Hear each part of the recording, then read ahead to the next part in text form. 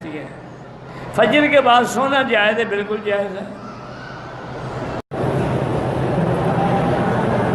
کہتے کہ میں رات کو سوتی ہوں تو نیند میں ڈرتی ہوں، کوئی بات نہیں ہے، سونے سے پہلے آیت الکرسی اور آخری 2 سورتیں قل اعوذ برب الفلق اور قل اعوذ برب الناس 3 دفعہ پڑھ کے اول آخر سارے بدن پہ ہاتھ پھیر دیا کریں، اللہ رحمت کرے۔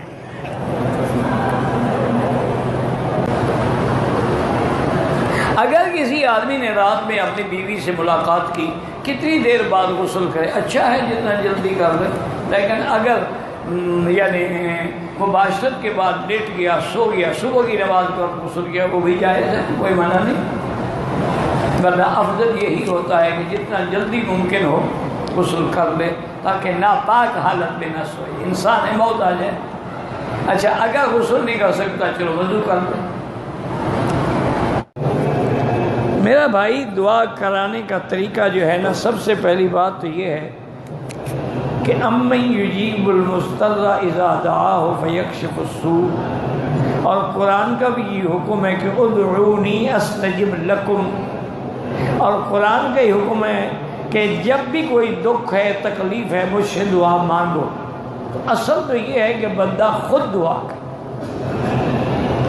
ایک آدمی، ایک بزرگ تھے حضرت مالک بن دینار، بہت بڑے اولیاء اللہ میں گزرے ہیں، ان کے پاس آیا اور کہا کہ حضرت میں بڑا پریشان ہوں، میرے لیے دعا کریں۔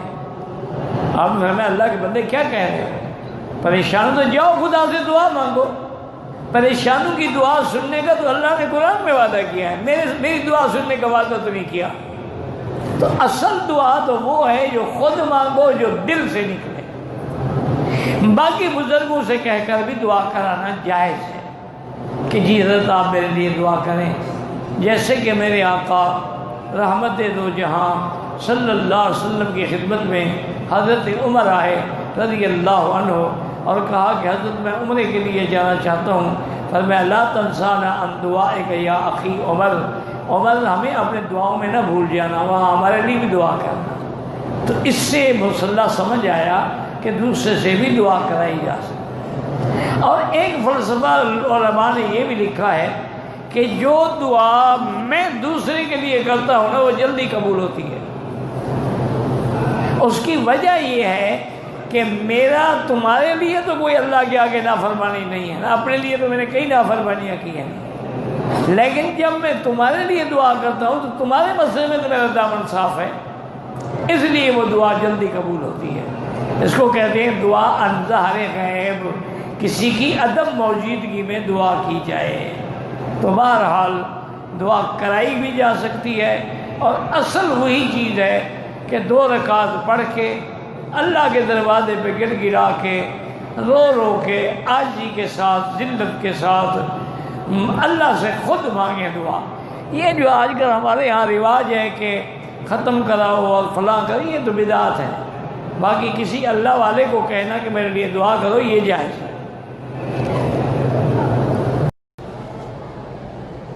اولاد ہوں، بچوں کو گھر میں پڑھانے جاتا ہوں، بالغ لڑکیاں بھی ہوتی ہیں، کوشش کرتا ہوں کہ ان کی طرف نظر نہ کریں۔ لڑکیوں کو پڑھانا جائز ہے، بالکل ناجائز ہے، ورنہ پردے میں بٹھا کے پڑھائیں، درمیان میں پردہ ہو، لڑکیاں ادھر ہوں آپ ادھر ہوں۔ لیکن بہتر یہی ہے کہ آج کل اپنی لڑکیوں کو کسی مرد سے نہ پڑھائیں، کسی استانی سے پڑھائیں، کہ مردوں کا کوئی اعتبار نہیں۔ یہ نہ سمجھا کرو کہ یہ مولوی یا حافظ قرآن فرشتے ہیں، یہ اوروں سے بھی زیادہ خطرناک ہے۔ وہ میرا ایک مولوی صاحب دوست تھا، وہ ہمیشہ مجھے کبھی کبھی ہنساتے تھے۔ وہ کہتا تھا مکی صاحب میراثی ہو، کنجر ہو، اس کو تو گھر آنے دو، لیکن مولوی کو نہ آنے دو، پیر کو بھی نہ آنے دو۔ میں نے کہا حضرت کیا بات؟ انہوں نے کہا ان کا دل تو بھرا ہوا ہوتا ہے، انہیں سینکڑوں عورتیں استعمال کی ہوتی ہیں، یہ بھوکے ہوتے ہیں بیچارے۔ بات اس کی ٹھیک ہے، ہم تو مذاق سمجھتے تھے اس وقت، چھوٹے تھے، پڑھتے تھے اس کے پاس۔